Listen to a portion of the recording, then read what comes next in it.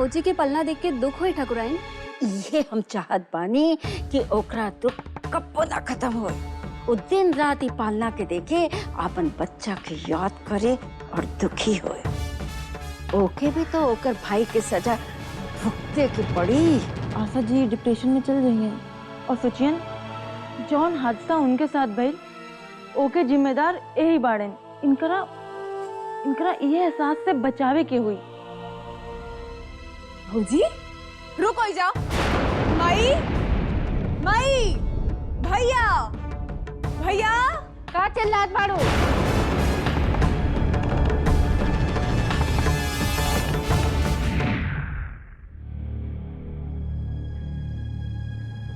ए, हट।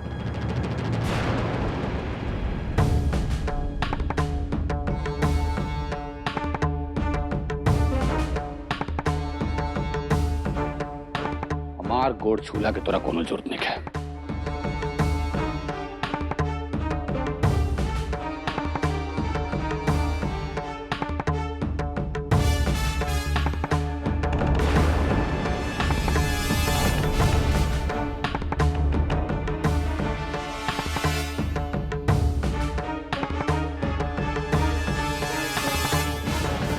रुका सर।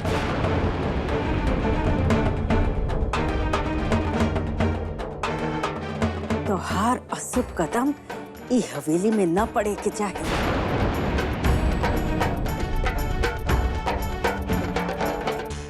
खोटा सिक्का और बसिया फूल के ना हमार हवेली में कोनो जगह ना हो।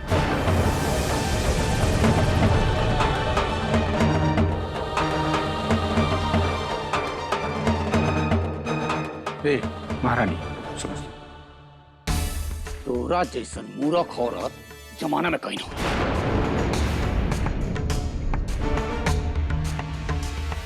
अरे मूर्ख, तोर इतना हिम्मत कैसे मिल रहे? इतना बड़का अपराध करके ये हवेली में कदम रखे गए? शर्म नहीं तोरा में? हा? अरे तोरा में तनको शर्म रहित नू तो कहीं जाकर मर खप जातीस।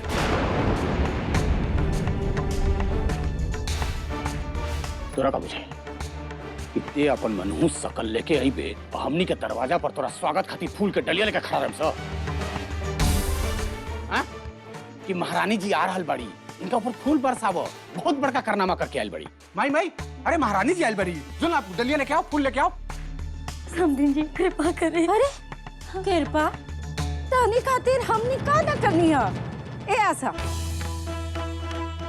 हमनी और तोहार मायके वालेन के बीच कोनो बराबरी है ना? नो तो लोग साधारण गरीब आदमी और हमनी चांदी की थरिया में खाए वाला। तोरा खातिर हम का न कईनी? हाँ, हम तोरा के सब देनी। निर्भय जैसन सज्जन पति, हवेली का ऐसो आराम, नौकर चाकर, बाकी तोहार पेट तब्बा ना भरल तो हमार वारिस के खा गईलू।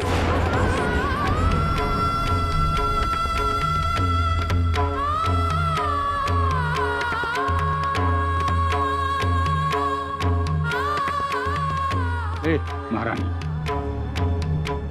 का कसूर रहे हमनी करे? हमनी के तोरा से का चाहनी सा?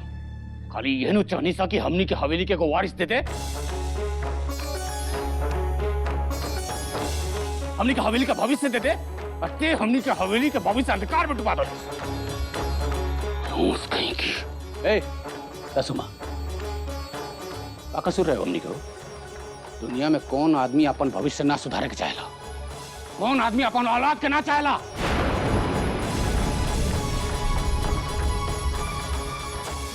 अरे औरत का तो जन्मे भयल बा माँ बने खातिर। माँ बच्चा वैसे तो ओकर पहचान होला।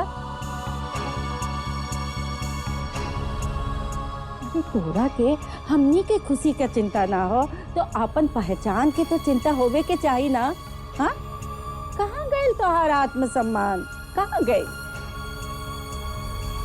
हाँ बहन, बेचारी आशा बहन। बेचारी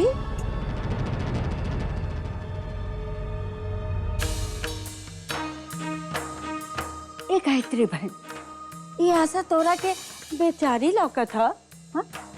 तो तू बता दा, एक सेवा सत्कार में हमनी कोनो कमी रखनी सा?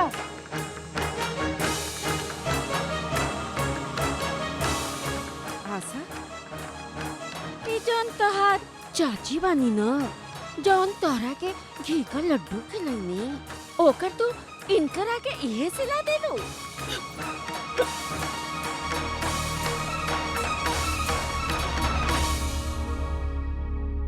समधन जी,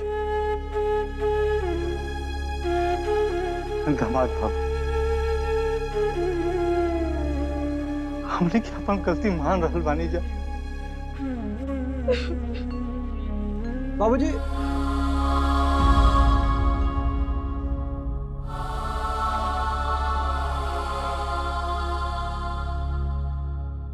हमार बेटी जोन रउआ सब साथे कैलस, ओकर भरपाई तो हमने के ना कर पाए।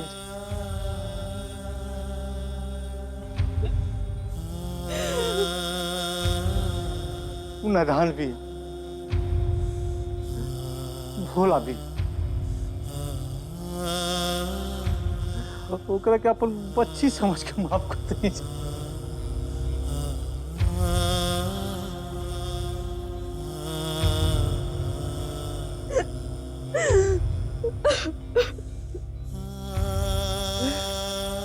हम बस सबके आगे हाथ जोड़ रहल बानी।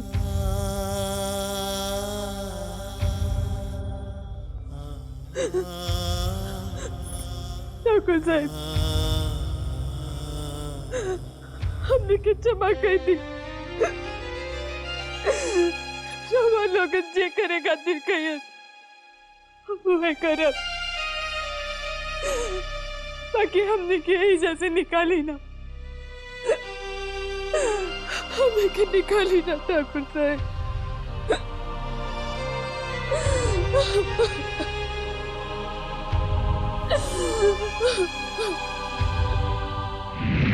हमार बहन ये घर के मालकिन हिया। तार बहन खातिर ना ये अब ससुराल से आके मायका में बैठल बिया आराम करे खातिर, और तू जा अपन ससुराल में घर तो ना बसा सकलू, हमार बहन के घर उजाड़ा तरू जाओ बैठ के। एक बात समझ ला, हमार बहन से ऐसा बात कैलू तो ठीक ना हो, बता देता हूं के।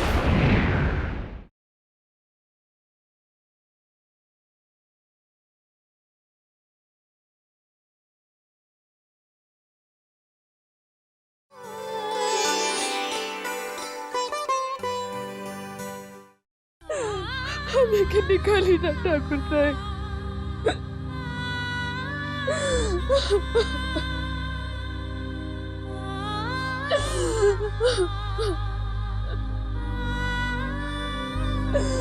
अम्मा जी, लोगों के साथ हमार भाग जुड़ल बा,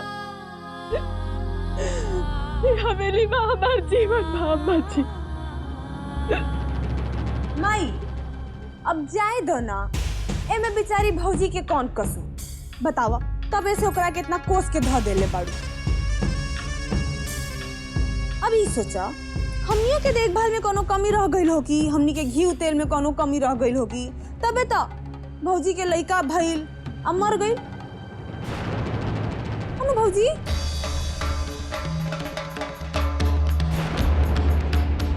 अब रहे द भौजी के हवेली में, ई सब आराम उनका मैका में कहाँ मिली ना।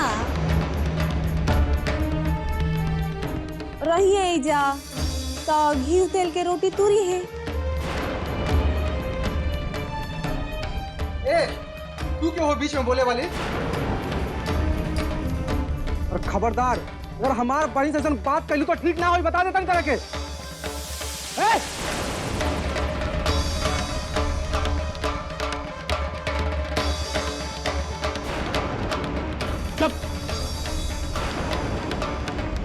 अपना औकात में रह के सिखाओ।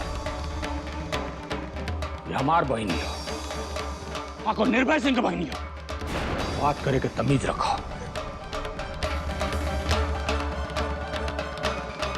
भाई तोड़ करना ठाकुर निर्भय सिंह की हवेली है।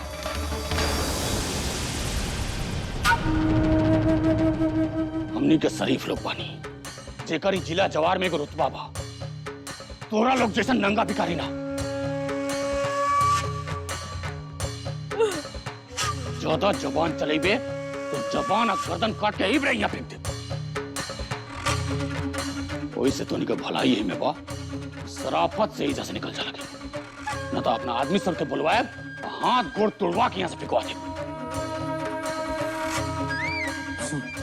हाथ पर चुबा दे। शरीफ हटे लोग, शरीफ। अरे तहार है शरीफ बहिन हमरा बहिन से कैसे बतियाती है, ई नहीं खेल लौकत। शराफत बताहार। तोर बहन जो हमनी का हवेली का भविष्य खावे लू नहीं के लौकत। विधि के विधान रहे हूँ, हमार बहिन के कोनो गलती नहीं क्यों में। पहले एगो बात के फैसला कर कि हमार बहिन ई घर में रही कि ना रही, ई फैसला करिए।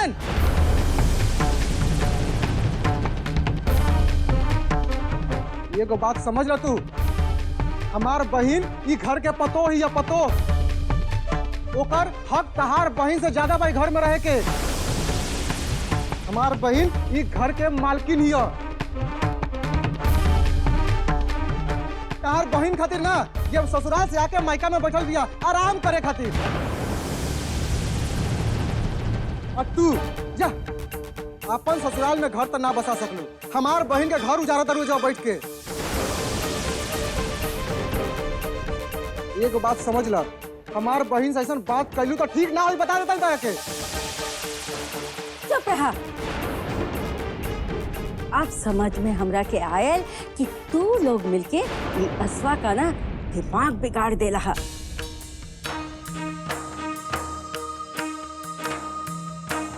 ओकर नतीजा ई बा कि ओकरा के मालूम नहीं थे कि ससुराल वालन के और पति के कैसे खुश रखल जाला।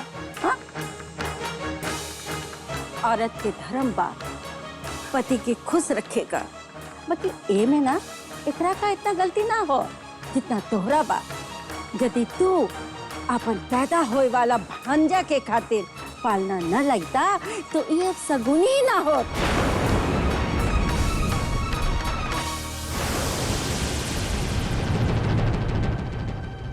अरे माई का बोला तारू, केकरा से बोला तारू?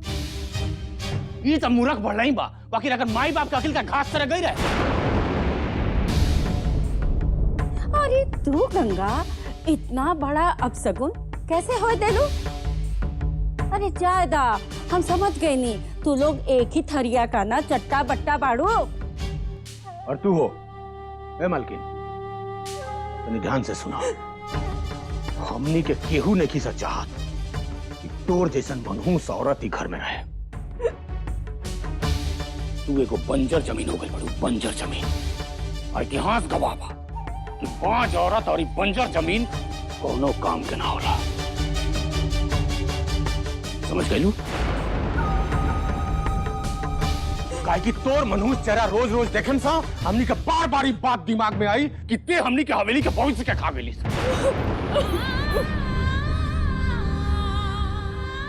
हमनी के एगो औलाद तक ना दे पैलिस। ओई से तोर भलाई यही में बा कि यही समय अपन मनुष्य चेहरा लेके हवेली से निकल जाओ।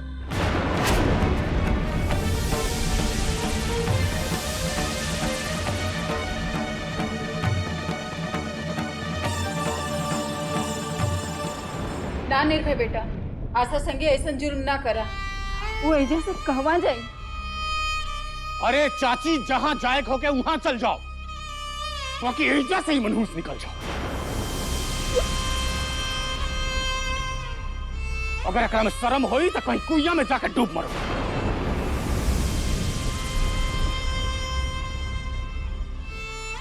ठाकुर साहब, हमरा के क्षमा कर दी। भैया जॉन गलत होकर धर्म से हम माफी मांगता नहीं, बाकी हमरा के एजा से ना निकाली।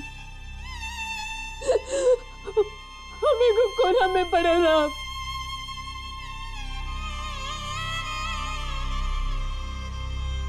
रवा रूखा सूखा जे दिया वो खा ले।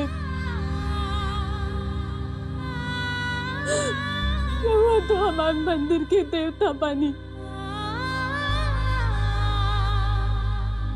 हमरा के अपन मंदिर में से मत निकाली ठाकुर साहब। हम इन मंदिर की तुलसी है।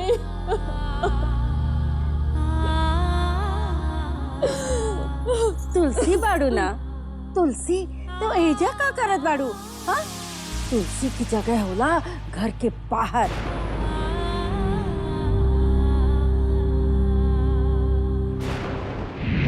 ए दीदी, दीदी चल ना घरे। देख ना जेबे तुम जबरदस्ती लेके जानता रहे। बस भैया, हाथ ना लगावा हमरा के। दीदी हाँ भैया, तू ठीक सुन लो।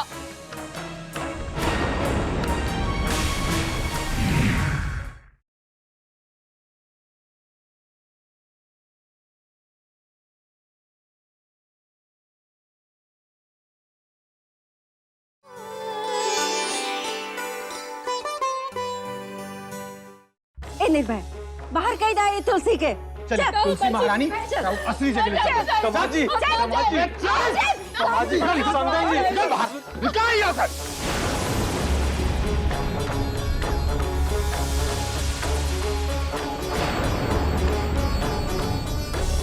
ए चल हट।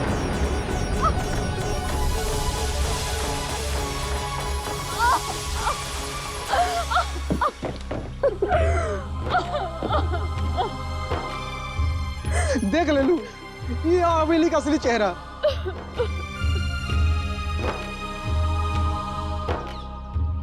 क्या हालत हो गई हमारी दीदी के। ए दीदी, दीदी चल ना घरे। देख ना जेबे तुम जबरदस्ती लेके जानता रहे। बस भैया, हाथ ना लगावा हमरा के। दीदी हाँ भैया, तू ठीक सुन लो।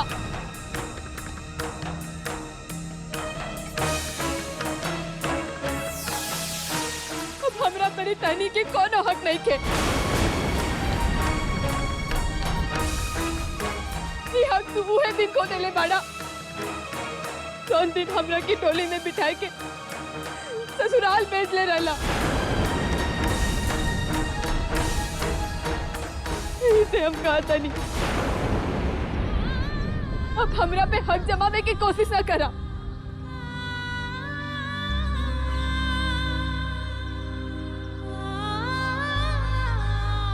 एक औरत ससुराल से कबो अपन नैहर न जावेली।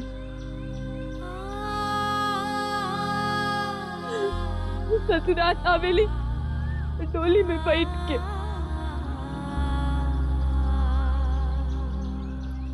बाकी ससुराल से होकर हरती निकलेला भैया।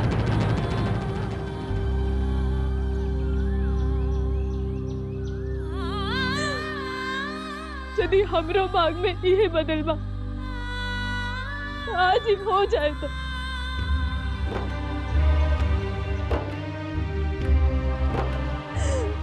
हम चौखट पर ही मर जाए। बाकी ये चौखट छोड़ के कहूँ न जाए भैया,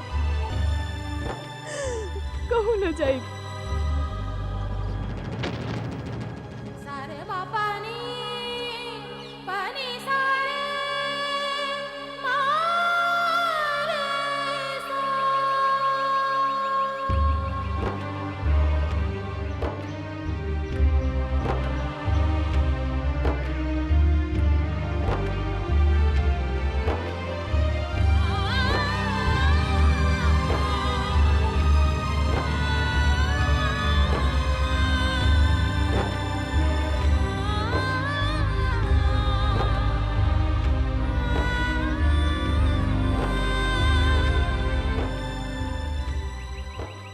अरे बाप रे, अरे बुढ़ौती में भी इतना मेहनत करे के पड़ रहा बा हमरा। भगवान करे कि चंदवा जौन हवेली में पैसा छोड़ के आ गई बिया, इस सिलाई से निकल जाइत तो ठीक होइत। अजब हाल बा, कामो करो आ पैसो छोड़ दो, का मुसीबत बा।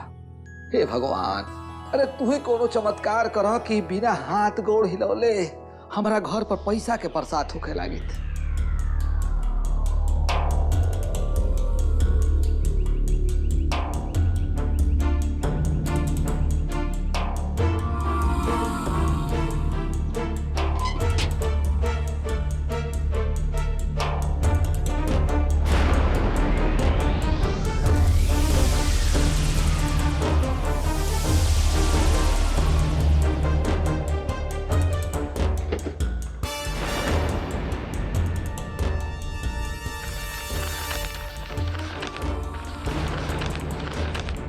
3,000।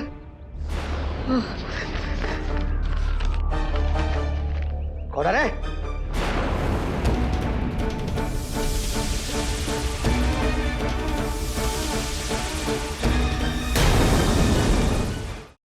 काल तो हम ही कहत रहे कि तोहरा के यहाँ रहे के चाहे, धीरे धीरे सब ठीक हो जाए। बाकी अब हम ही कहता नहीं कि तू घरे चला। अरे दीदी, ये बड़का हवेली के बड़का लोग हैं लोग,